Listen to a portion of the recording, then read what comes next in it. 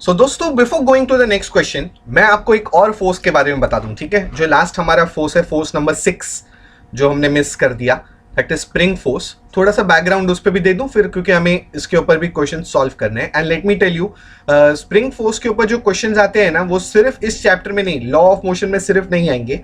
ये spring force के ऊपर जो क्वेश्चन है वो एक और चैप्टर है आगे, ऑसिलेशन में भी आएंगे, ठीक है। तो जब यहां पर स्प्रिंग फोर्स के बारे में पढ़ो ना, तो थिंक ऑफ अ मैटर के यहां पर भी पढ़ना है और किसी और चैप्टर में भी पढ़ना है, ओके। और या तो एक तीर से दो निशाने कर लो, यहां पढ़ लो ताकि वहां पर भी काम आए, okay.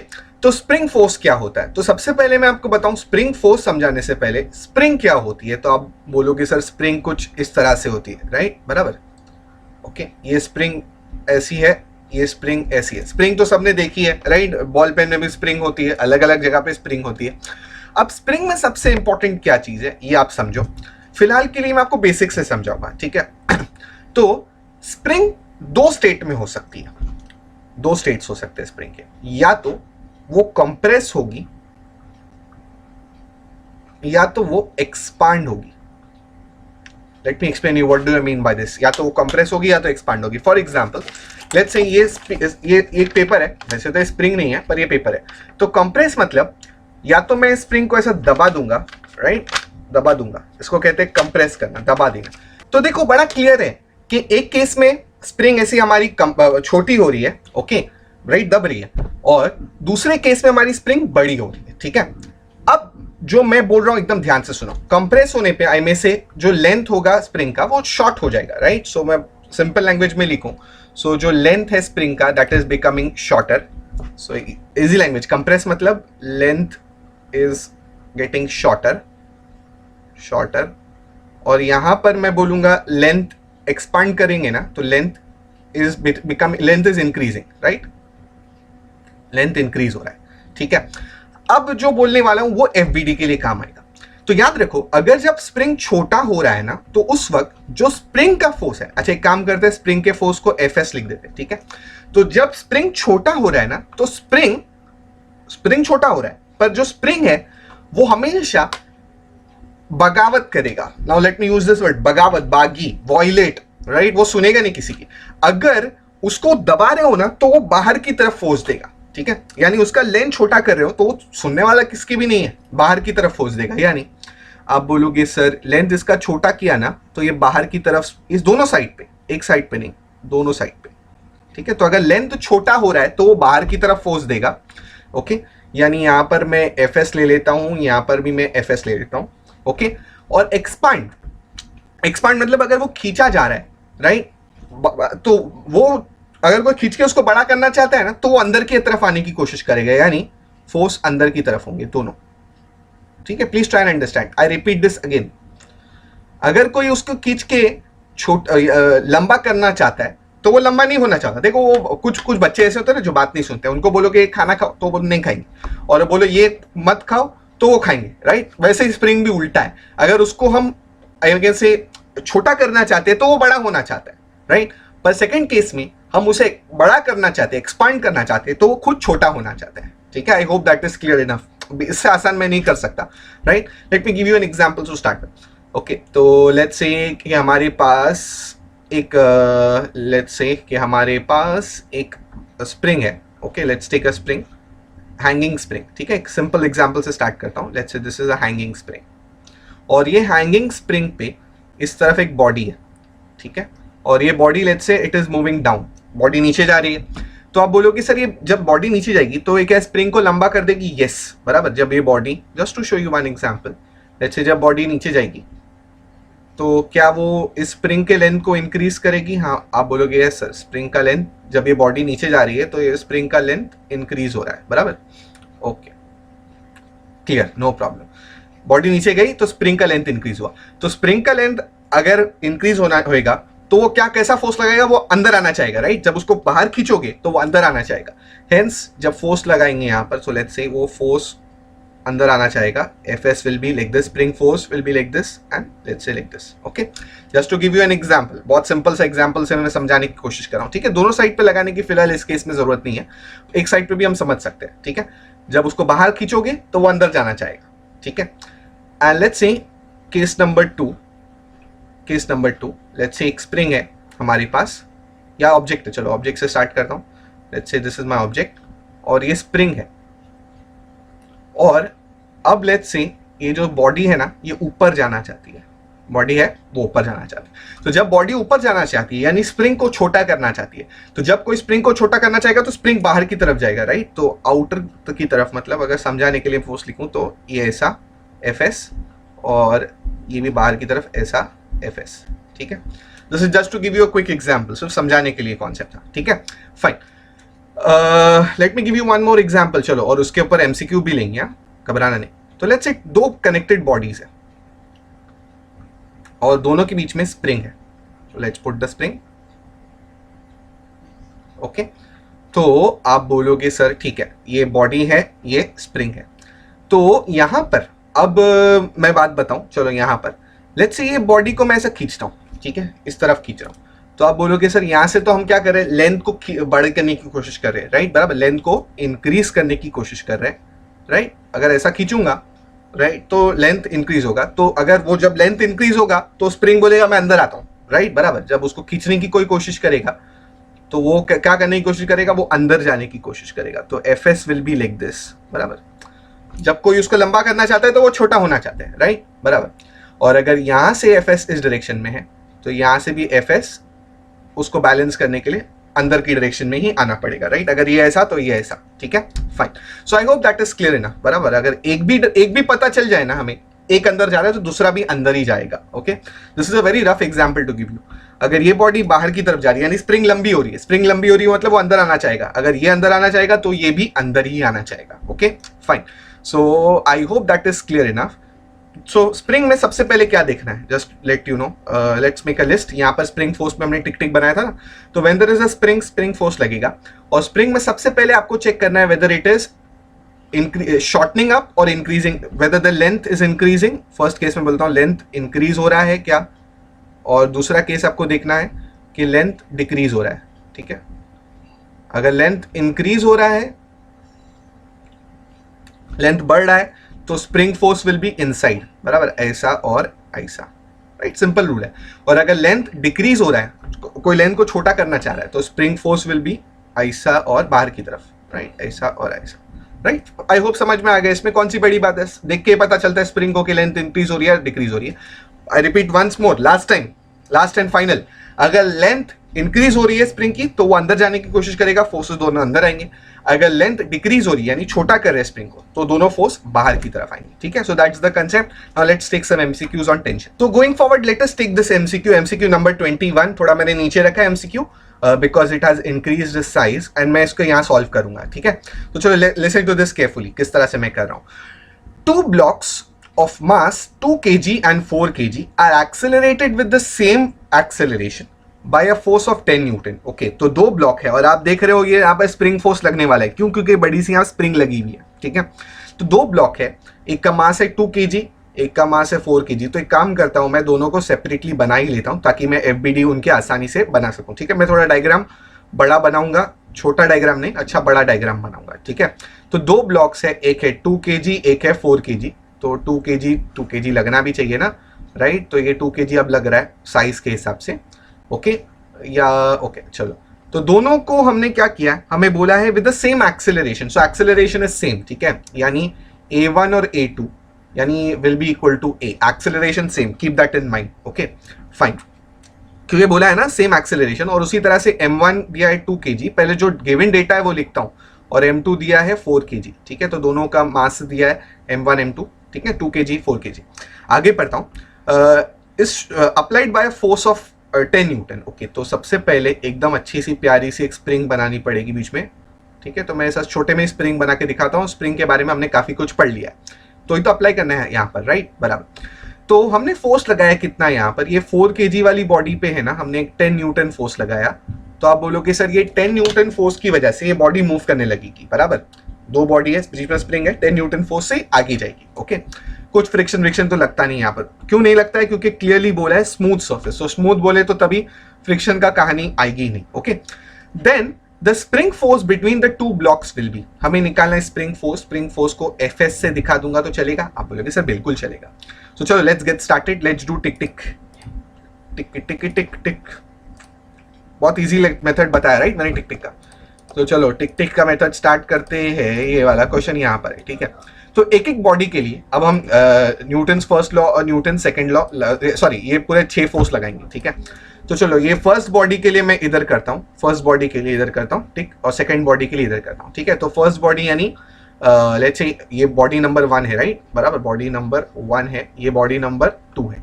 So let's get started. Newton second law क्या लगेगा? आप बोलोगे यस सर बिल्कुल लगेगा, ये इसका मोशन कुछ इस डायरेक्शन में, बराबर। अगर ये इस तरह से खींचेगा तो उस हिसाब से, क्योंकि स्प्रिंग से कनेक्टेड होने की वजह से इस तरह से खींचा जाएगा राइट। तो न्यूटन सेकंड लॉ लगेगा इस पे, फर्स्ट बॉडी पे बिल्कुल लगेगा, यानी मास इनटू एक्सेलरेशन, बराबर। अगर बॉडी ऐसा मूव होती है तो न्यूटन सेकंड लॉ ऐसा लगता है, यानी it will be m1a1 right, but acceleration same है इसके लिए m1a बोल देता हूं। और यहां पर भी सेकंड बॉडी पे भी न्यूटन सेकंड लॉ लगेगा, दैट इज m2a राइट, बराबर। एक्सेलरेशन सेम है इसके से m1a m2a, फाइन। चलो वेट, दोनों बॉडी का वेट लगेगा, बिल्कुल लगेगा। इसका वेट होगा m2g और इसका होगा m1g, बराबर। तो दोनों पे टिक टिक कर देता हूँ, फर्स्ट और सेकंड बॉडी दोनों पे। नॉर्मल रिएक्शन क्या दोनों पे लगेंगे? The answer will B yes sir, दोनों सरफेस पे बैठे दोनों पे लगेंगे। यहाँ पर normal reaction let's say n1 लग रहा है, यहाँ पर नॉर्मल रिएक्शन n2 लग रहा है, नो प्रॉब्लम। फ्रिक्शन दोनों जगह नहीं लगेगा क्योंकि सरफेस जो है वो स्मूथ सरफेस बोला है, ठीक है। नेक्स्ट टेंशन, क्या कोई स्ट्रिंग है यहाँ पर? दो स्ट्रिंग है नहीं तो टेंशन नहीं लगेगा। लास्ट स्प्रिंग, स्प्रिंग है, बिल्कुल स्प्रिंग है। सो लेट्स फाइंड आउट कि स्प्रिंग का फोर्स या स्प्रिंग फोर्स कितना लगेगा राइट। तो चलो दोनों पे स्प्रिंग फोर्स लगेगा, बिल्कुल लगेगा, पर कितना लगेगा, कैसा लगेगा वो देखते हैं। तो देखो जब आप इस स्प्रिंग को खींचोगे राइट, बराबर, लेट्स से ये वाली बॉडी की बात कर रहा हूं, जब इसको खींचोगे तो स्प्रिंग लंबा होगा राइट, बराबर। इसको खींचने की वजह से ऐसा, जब ये इसका डायरेक्शन ऑफ मोशन ऐसा होगा, बराबर, ये ऐसा जाएगा, उसके से स्प्रिंग लंबा हो रहा है। तो जब स्प्रिंग लंबा हो जाएगा तो स्प्रिंग के फोर्सेस दोनों अंदर की तरफ एक्ट करेंगे राइट, बराबर। स्प्रिंग पे जो फोर्स एक्ट करेंगे वो दोनों अंदर की तरफ एक्ट करेंगे, यानी यहाँ पर अंदर और यहाँ पर भी अंदर।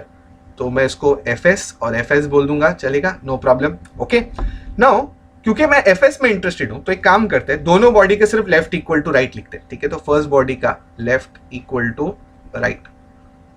ओके तो पहली बॉडी से स्टार्ट करता हूं। तो लेफ्ट में इसका है m1a, राइट में इसका है Fs। Okay no problem.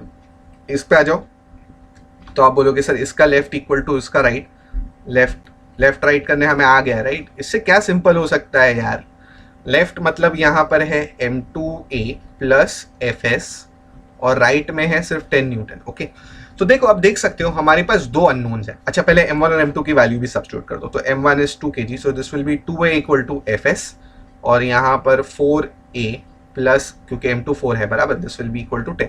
हम Fs में इंटरेस्टेड है, हमें a को एलिमिनेट करना है। तो a को एलिमिनेट करना है तो कैसा कर सकता हूँ, मेथड ऑफ सब्स्टिट्यूशन भी यूज कर सकता हूँ, एलिमिनेशन भी यूज कर सकता हूँ, ऐसा भी कर सकता हूँ। तो Fs इक्वल टू 2a भी रख सकता हूँ, ठीक है। पहले ये भी कर सकते हैं, कोई टेंशन नहीं है यार। अब दो इक्वेशन है, दो अननोन है, बराबर, दो ही अननोन है, ए भी नहीं पता Fs भी नहीं पता, पर निकालना Fs है तो पहले a निकाल लेते हैं, no issues. So Fs equal to 2a, यानी Fs की जगह पे मैं 2a रख देता हूँ राइट। क्या किया मैंने, आई सब्स्टिट्यूटेड 1 इन इक्वेशन नंबर 2, ये होगा 10। Okay 4a plus 2a will be 6a, तो a विल बी 10/6। ओके तो एक बार a मिल गया 10/6, तो Fs निकाल लो। So therefore Fs will be 2a, बराबर, a मिल गया 10/6। तो सिंपल कैलकुलेशन बताता है 1 जा 3 जा, सो 10/3। So friction force is, sorry spring force is 10/3। Sorry मैं इसका सोल्यूशन निकालना भूल गया या ऑप्शंस दिखाना आपको भूल गया। So let me show you the options available to me right. So options क्या है 10/3 is option number 3। Okay, 10/3 is option number 3. So therefore the right answer to this is friction force in this case is 10/3. That is option 3. Okay, sorry मैं भूल गया था, no problem. तो चलो let's go on to the next question. Come on. तो spring के concept का base भी क्वेश्चन हमारा कंप्लीट हो गया, ठीक है। Let's go on to the next one. अब ये बहुत इंटरेस्टिंग क्वेश्चन है, मस्त क्वेश्चन है, थोड़ा डिफिकल्ट है पर मजा आएगा। Okay, 3 blocks are placed on as shown in the figure. Mass ma mass ABC are m1, m2, m3. The force exerted by block C on B is, सब समझाऊंगा, ध्यान से सुनना। तो एक काम करते हैं, ब्लॉक बाय ब्लॉक FBD बनाएंगे, ठीक है। ब्लॉक बाय ब्लॉक, एक एक ब्लॉक को पकड़ेंगे। देखो सबसे पहले एक ब्लॉक है A, बराबर, इसको थोड़ा थिक बनाऊंगा। देखो ये क्वेश्चन में जितना कुछ है ना सब डायग्राम में है, अगर डायग्राम समझा तो सब कुछ समझा, ठीक है। तो ये पहला है ब्लॉक ए, और ऐसे टाइप के क्वेश्चन काफी आते हैं नीट में। है बहुत इजी, दिखने में बहुत डिफिकल्ट दिखते हैं इजी मगर। तो ब्लॉक ए बना दिया, उसके बाद मैंने ब्लॉक बी बना दिया, और कलर बदली कर करके मैंने बना दिया ब्लॉक सी। ओके चलो, तो 3 ब्लॉक मैंने बड़े आसानी से बना दिए। और जमीन भी बनाना जरूरी है, जमीन नहीं बनाएंगे तो सब जमीन पे आ जाएंगे मार्क्स। ओके चलो, तो ये फिर जमीन बनाना जरूरी है, ठीक है। यहां पर मैं बात करूं ना, तो if I say this is block A, this is B and this is C. बहुत ध्यान से यहां पर काम करना पड़ेगा। ओके क्योंकि फोर्स नॉर्मल रिएक्शन बहुत इंपॉर्टेंट है, ठीक है। चलो लेट्स गेट स्टार्टेड। तो ब्लॉक ए से स्टार्ट करता हूं मैं, और उसके एफबीडी मैं बनाता हूँ, उसको टिक, एफबीडी मतलब टिक टिक लिखता हूँ, राइट, बराबर। चलो ले लेते हैं, मैं यहाँ से ले लेता हूँ इसका टिक टिक, और ब्लॉक बॉडी ए से हम स्टार्ट करते हैं, ठीक है। तो यहाँ सेकंड लॉ तो नहीं होगा, किसी भी बॉडी पे सेकंड लॉ नहीं होगा। क्यों नहीं होगा? क्योंकि कोई मोशन नहीं है। वेट होगा, नॉर्मल रिएक्शन होगा, फ्रिक्शन नहीं होगा, टेंशन नहीं होगा, स्प्रिंग नहीं होगा, बराबर। क्योंकि ना वायर, ना हमारे पास कोई स्ट्रिंग है, ना हमारे पास कोई फ्रिक्शन है, ना हमारे पास कोई स्प्रिंग है। ओके, तो 2 ही फोर्स होने वाले, नॉर्मल और फ्रिक्शन। इन दिस केस दोस्तों अब हम क्या करेंगे, हम स्टार्ट करेंगे अब एफबीडी बनाना, ठीक है। तो आप देख सकते हो 2 ही चीज है, वेट और नॉर्मल रिएक्शन। पर ये एक स्पेशल कॉन्सेप्ट है, जब बॉडी के ऊपर बॉडी, उसके ऊपर बॉडी, उसके ऊपर बॉडी, राइट। तो ध्यान से सुनना, यहां पर मैं क्या समझाने जा रहा हूं। तो जब बॉडी के ऊपर बॉडी होती है ना, तो दोनों एक दूसरे पे फोर्स लगाते हैं। Just let me give you an example. Let's से अगर बॉडी के ऊपर बॉडी होती है ना, ऐसा कुछ, तो अगर जो नॉर्मल रिएक्शन, लेट्स से ये इसके ऊपर ऐसा नॉर्मल रिएक्शन लगा रहा है, तो ये इसके ऊपर ऐसा नॉर्मल रिएक्शन लगा रहा है, दोनों इक्वल होंगे, ठीक है। अगर ये इसके ऊपर फोर्स लगा रहा है तो वो उसके ऊपर फोर्स लगा रहा है, नॉर्मल रिएक्शन कुछ इस तरह से एक्ट करेगा, ठीक है। ध्यान से सुनना। तो जब बॉडी के ऊपर बॉडी होगी, वेट तो सबके, चलो पहले सबके वेट डाल देता हूं। तो इसका वेट होगा m1g, इसका अच्छा नहीं लग रहा है, रुको। इसका वेट, यहाँ पर वेट क्या करेगा m1g, यहाँ पर वेट क्या करेगा m2g, और यहाँ पर वेट कितना करेगा तो m3g, बराबर, फाइन। अब जो मैंने कॉन्सेप्ट बताया वो ध्यान से सुनना। तो क्योंकि ये दोनों बॉडीज है, तो ये लेट्स से इसके ऊपर फोर्स लगाएगा ऐसा n1, तो ये इसके ऊपर फोर्स लगाएगा यहाँ पर n1, right. So what is this? This is nothing but reaction between the 2 bodies, normal reaction भी इसे कह सकते हैं। तो व्हाट इज n1? ये ऊपर वाला क्या है? Force by a on b, और उसी तरह से व्हाट इज n1, नीचे से जो ऊपर जा रहा है, that is force by b on e, ठीक है। तो ये इसके ऊपर फोर्स लगाया, इसके ऊपर फोर्स लगाया। नेक्स्ट इधर आ जाओ, तो आप बोलोगे सर ये n2 इस पे फोर्स लगाएगा, और ये यहाँ पर ये n2 इसके ऊपर फोर्स लगाएगा, राइट, बराबर। बॉडी पे बॉडी तो ऐसा फोर्स लगता है, नॉर्मल रिएक्शन इस पे लगा है, ये इस पे लगा है, फाइन। और लास्टली अब सरफेस के साथ की बात हो रही है, तो सरफेस के साथ लेट्स से एक normal reaction from the surface to the body लगा, राइट, n3, ठीक है, फाइन। अब सरफेस के साथ बॉडी, तो normal reaction surface to body लगेगा, जो ऑलरेडी हमने पढ़ा है, ओके। तो यहाँ पर ये नई चीज थी, जब बॉडी के ऊपर बॉडी लगेगी ना, तो ये इस पे नॉर्मल रिएक्शन लगाएगा, वो उस पे नॉर्मल रिएक्शन लगाएगा, दोनों इक्वल रहेंगे, ठीक है। तो इस केस में हमें निकालना क्या है? अप इक्वल टू डाउन वो सब मैं करता हूं, ठीक है, पर अप इक्वल टू डाउन वो मैं सब करता हूं, पर उससे पहले ये समझो मैं क्या समझा रहा हूं। तो हमें निकालना क्या इस केस में? हमें निकालना है what is force exerted by block C on B, ठीक है। By block which block? C on B, ठीक है। तो चलो C on B, C on B कितना लगा रहा है? तो आप बोलोगे सर n2 लगा रहा है, बराबर। जो बॉडी सी है वो बी पे कितना फोर्स लगा रहा है, तो n2 बेसिकली निकालना है, okay. Don't worry, direction plus minus का टेंशन नहीं लेना, हमें n2 निकालना है, ठीक है। तो चलो लेट्स गेट स्टार्टेड। तो पहले बॉडी से स्टार्ट करता हूं मैं, बॉडी ए से। बॉडी ए का अप इक्वल टू डाउन किया बॉडी ए के लिए, तो आप बोलोगे सर दोनों डाउन ही है, अब कुछ है ही नहीं। तो up equal to down, down किया तो m1g प्लस n1, बराबर, ये बॉडी ए का है। उसी तरह से बॉडी बी का फ्री बॉडी डायग्राम बनाया मैंने। अच्छा, अगर थोड़ा सा इसको अरेंज कर लूं, तो n1 को इधर ले लिया ना, तो ये माइनस m1g हो जाएगा, ठीक है। डायरेक्शन का टेंशन मत लेना, अभी बोल देता हूं, डायरेक्शन का टेंशन लेने का नहीं, ओके, फाइन। चलो, तो अब मैं बोलूं, क्या बोलता हूं m1g, ठीक है। बॉडी बी की बात करते हैं, चलो बॉडी बी की बात करते हैं। तो बॉडी बी पे मैं बात करूं तो ऊपर n1 है, अप इक्वल टू डाउन करते हैं, right, up equal to down करते हैं। तो ऊपर n1 है, नीचे n2 भी है और m2g भी है, और ये याद रखो हमें फाइनली n2 ही निकालना है, ठीक है। तो बड़ा आसान सा केस है, n1 यहां से मालूम पड़ गया कितना, माइनस m1g, तो यहां से ही सब्स्टिट्यूट कर दिया इक्वेशन 1 से, ठीक है। ये n2 है, ये m2g है, n2 निकालना है, तो n2 को इसको इधर ले लो, तो minus m1g minus m2g this will be n2, उल्टा कर दूं तो n2 will be equal to m minus m1g plus sorry minus m2g, basic mathematics. Okay, यहां से g कॉमन ले लिया इस साइड, तो माइनस इस तरफ से ले लिया, तो ये this will be m1 plus m2 and into g। Okay, sign does not make any difference, so n2 का answer will be this option number 2। ठीक है, तो आई होप समझ में आ गया, ये इस पे फोर्स वो उस पे फोर्स, फंडा हमारा क्लियर है। अप इक्वल टू डाउन किया, किस्सा खत्म। Okay fine, so make a note of question number 29।